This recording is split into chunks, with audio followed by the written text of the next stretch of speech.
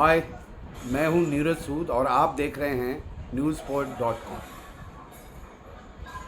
जय हिंद, जय भारत। स्वागत है आपका newsport.com पर।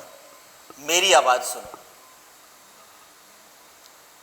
आज के कार्यक्रम के नायक हैं हिंदू हृदय सम्राट। एक वाक्य जो लोगों के जेहन में ताउम्र गूंजता रहेगा वो ये, मैं गोली नहीं चलाऊंगा, मैं गोली नहीं चलाऊंगा, और अंत में मैं गोली नहीं चलाऊंगा।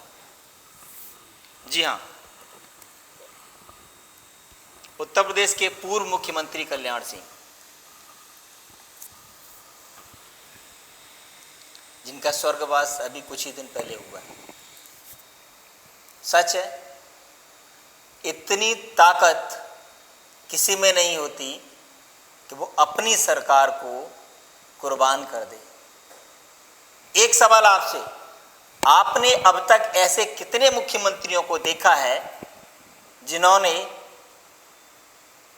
धर्म की अस्मिता के लिए अपनी सरकार को कुर्बान किया हो?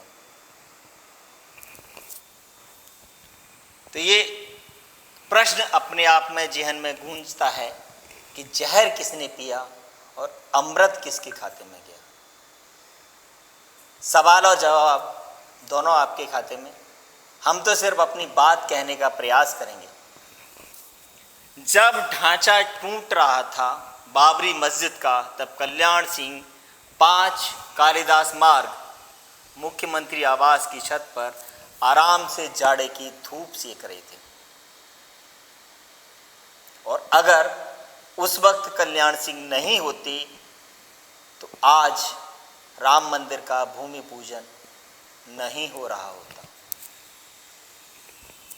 एक छोटे से कद का आदमी जो दिखने में बहुत सुंदर नहीं था, काला रंग, चेहरे पर दाग, लेकिन संघर्षों में तपा हुआ व्यक्तित्व।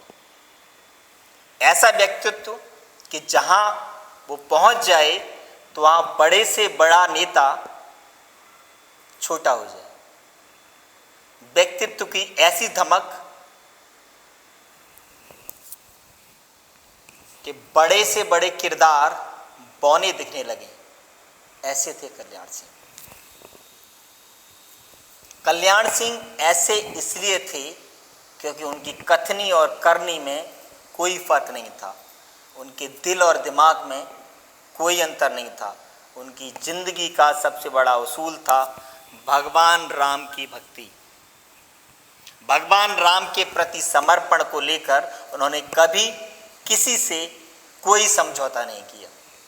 1990 में जब लाल कृष्ण आडवाणी ने राम मंदिर निर्माण के लिए जन समर्थन लेकर सबको इकट्ठा करके एक लक्ष्य लेकर राम यात्रा निकाली, बिहार में उस वक्त मुख्यमंत्री थे लालू प्रसाद यादव, और उन्होंने लाल कृष्ण आडवाणी को गिरफ्तार कर लिया।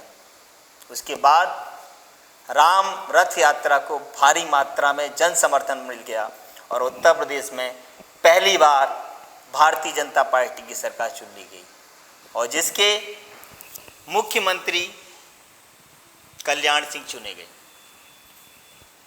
जून 1991 में कल्याण सिंह मुख्यमंत्री बने और उसके बाद राम मंदिर आंदोलन का नेतृत्व कर रहे विश्व हिंदू परिषद में उत्साह की लहर दौड़ गई और उन्होंने ये घोषणा कर दी कि 6 दिसंबर 1992 को राम मंदिर का निर्माण आरंभ कर दिया जाएगा। विश्व हिंदू परिषद की घोषणा के वक्त मुख्यमंत्री के पद पर कल्याण सिंह थे और प्रदेश की कानून व्यवस्था को संभालने का पूरा जिम्मा मुख्यमंत्री पर था।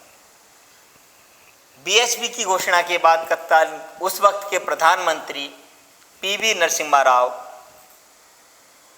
के कान खड़े हो गए और उन्होंने बातचीत करने के लिए कल्याण सिंह को लखनऊ से दिल्ली बुलाया। कल्याण सिंह ने पीवी नरसिम्हा राव से कहा इस मामले को सुप्रीम कोर्ट पर छोड़ दीजिए, लेकिन कल्याण सिंह ने साफ जवाब दिया कि विवाद का हल एक ही है, वो ये कि बाबरी मस्जिद की जमीन हिंदुओं को सौंप दी जाए। इस तरह बात नहीं बनी और केंद्र और राज्य के बीच टकराव निश्चित हो गया। उस वक्त के तत्कालीन प्रधानमंत्री पीवी नरसिम्हा राव ने एहतियात बरतते हुए पहले ही केंद्रीय सुरक्षा बल अयोध्या के लिए रवाना कर दिए और केंद्रीय सुरक्षा बल अयोध्या के चारों तरफ फैला दिए गए। 6 दिसंबर आते आते अयोध्या में राम मंदिर, राम जन्मभूमि के आसपास तकरीबन 3 लाख कार सेवक इकट्ठे हो चुके थे और ऐसे में भीड़ को नियंत्रित करने के लिए प्रशासन के पास पूरी ताकत थी।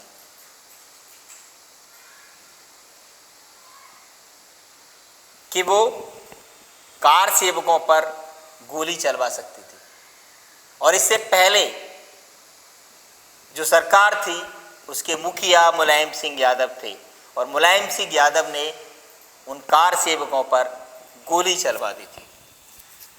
कल्याण सिंह को इस बात का अंदेशा लग गया था कि 6 दिसंबर को कार सेवकों को नियंत्रित करने के लिए उन पर फायरिंग का आदेश कोई भी अधिकारी दे सकता है। इसलिए कल्याण सिंह ने 5 दिसंबर की शाम को ही समस्त अधिकारियों को एक लिखित आदेश जारी कर दिया।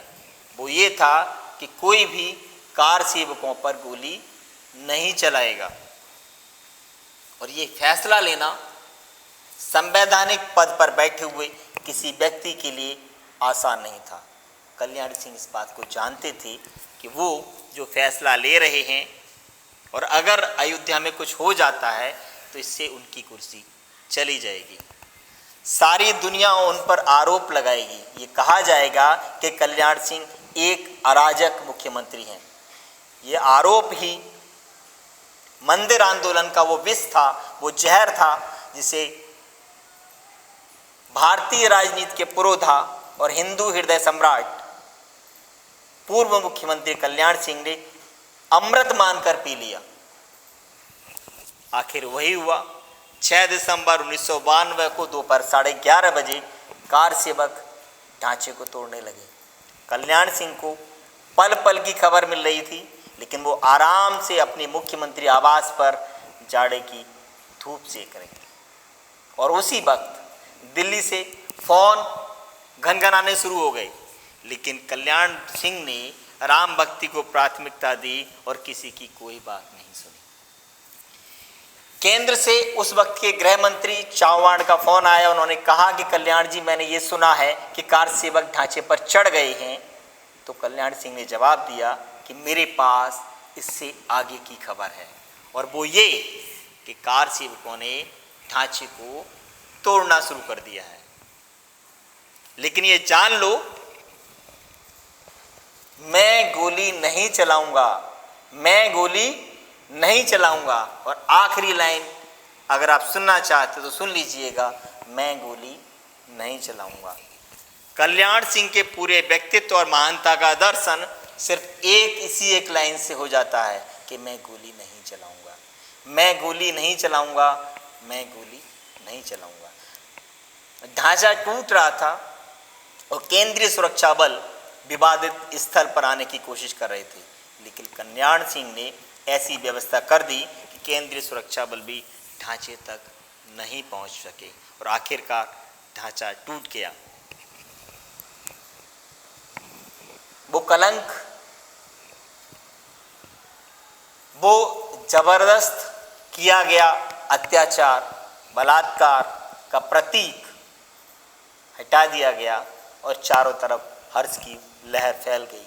राम जन्मभूमि उस अत्याचार से मुक्त हुई। तत्कालीन प्रधानमंत्री नरसिम्हा राव अब कल्याण सिंह की सरकार को बर्खास्त करने का फैसला लेने जा रहे थे, लेकिन उससे पहले ही शाम 5:30 बजे कल्याण सिंह राजभवन पहुंचकर नए राज्यपाल से मिले और अपना इस्तीफा सौंप दिया। यानी कुर्सी छोड़ दी लेकिन गोली नहीं चलाई, सिंहासन को लात मार दी और राम की गोद में बैठ गए। ऐसे थे कल्याण सिंह और इसीलिए वो हिंदू हृदय सम्राट बन पाए। अगर कल्याण सिंह नहीं होते तो शायद और किसी और मुख्यमंत्री में ये फैसला लेने की न तो ताकत होती न कोई जहमत उठाता।